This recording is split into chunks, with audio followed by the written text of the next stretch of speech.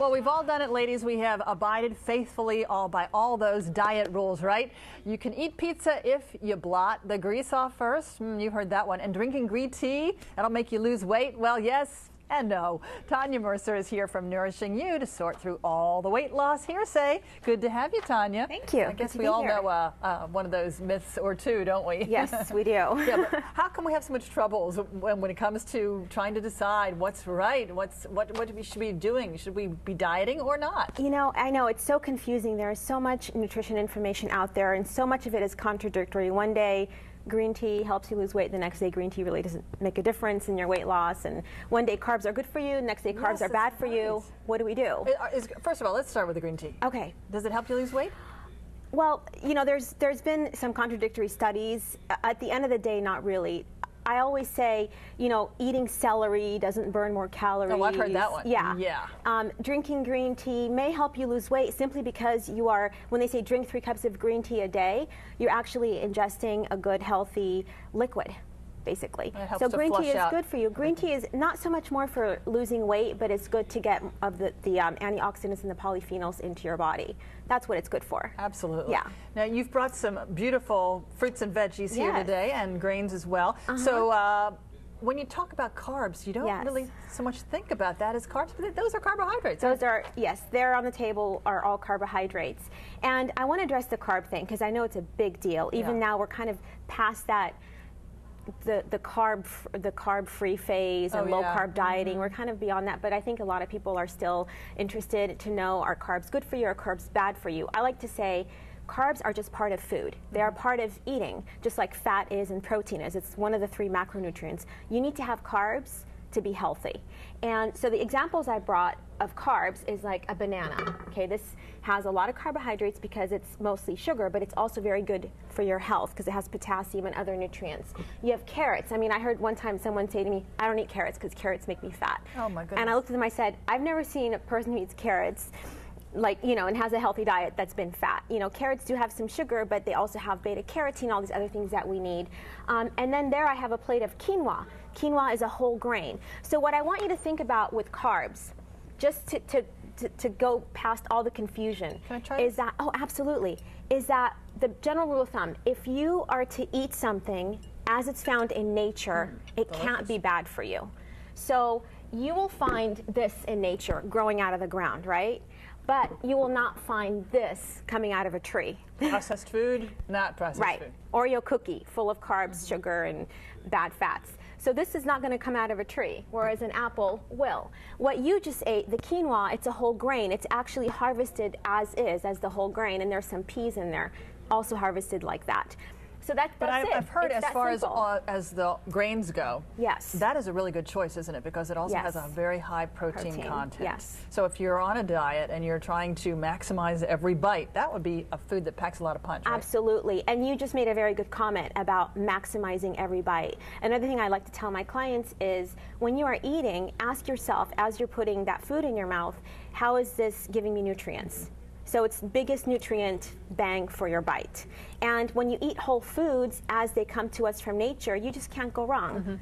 And you can eat breakfast, lunch, and dinner and have a couple of snacks, and you're always going to be doing great. You get in trouble when you get into those processed foods. Absolutely. The things that come in boxes and packages and things like that. And don't you find that when you're eating a food that has a lot of nutritional value that it kind of satisfies you longer?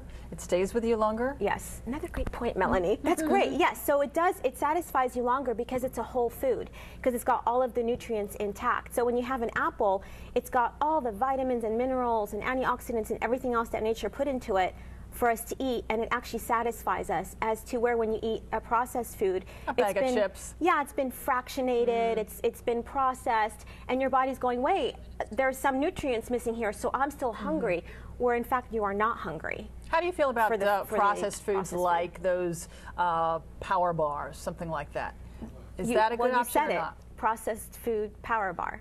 So, okay, so in a pinch, if you're going to go through all day, and if you have the option between skipping lunch or having a power bar, have the Power Bar because it's better than skipping lunch. You need to keep the fuel, the fire burning inside your body, your metabolism. So have the Power Bar, but don't live on the Power Bar every day for lunch. All right, I have to ask you a few more of these myths so that you can debunk them for us. We talked about blotting the grease off of the pizza. Yes. Does that work to eliminate? Oh, it works. I have been famous for doing that. Every time I get a pizza, So you're eliminating a lot of the olive oil, the fat that they make it with. Yes. But you're not eliminating calories. I mean, certainly. Well, you are eliminating calories because you're eliminating fat. Some of the fat calories. Right. Okay. So you can have a pizza slice, say it's 300 calories. If you blot some of the oil off, you could be saving yourself 50 calories, 70 calories, a couple of grams of fat. So that's actually pretty good idea if you're going to eat pizza. All right, that sounds good. Yeah. Now, is this true that if you pop a painkiller like an ibuprofen when you're working out, that it actually helps you gain muscle mass? Well, it's not because the pill is magic. First of all, there are no magic pills. That's the other thing. It's because if you are taking in the ibuprofen, you are not going to feel the pain from working out. All those reps, yeah. So you actually can work out longer because you're not in pain. And that's what the ibuprofen is for. It's not because the ibuprofen somehow like makes you build muscle. I see. Yeah. But then there's the downside to taking ibuprofen on a lengthy basis. If you take it more than 2 weeks or something, you're not supposed to do that, No, right? it's bad for your stomach lining. Oh, yeah, boy. you're not Okay. supposed So to. very judicious use of those pills. Yes, all right. exactly. Does it matter when we eat during the day? Like everybody says, I think even Oprah says after 6 p.m.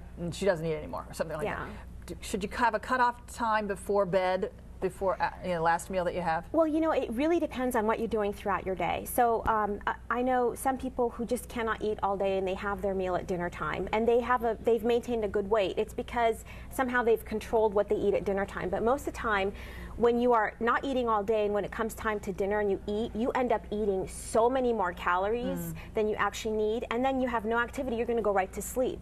So yes, it does matter. You want and also it slows down your metabolism when you skip the meals. So you want to have breakfast. That's the most important part of the meal, most important meal of the day.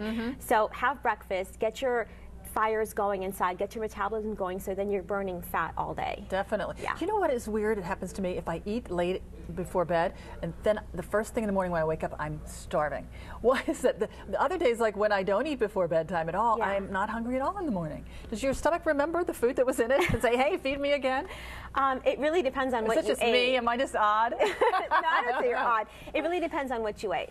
Yeah. Okay. Yeah. Good to and know. what you've done throughout the day. Probably so. Let's talk about fasting, because you hear about all these cleansing type things. Yeah.